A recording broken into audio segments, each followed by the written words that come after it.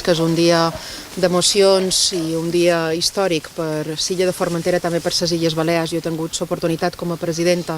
de poder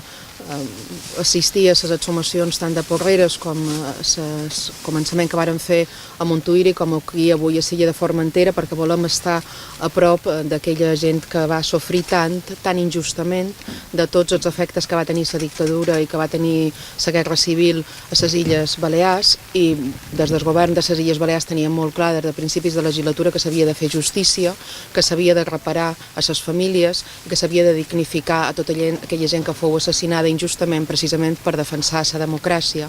A la illa de Formentera hi ha altres llocs on hi ha gent que fou assassinada. Tenien la trista situació del camp de presos, que foren 1.500 persones empresonades aquí, que moltes d'elles moriren de fam. Per tant, això ens permet recordar tot allò que va succeir, que no s'ha d'oblidar mai, i que també que ho recordin i ho aprenguin la gent jove, i que per tant també pugui ser una qüestió presa de la nostra història viscuda. Quan obrim una fossa tancam una ferida, i ja és hora que tanquem moltes ferides que encara resten obertes. La primera fossa que s'obri a les Pitiuses és la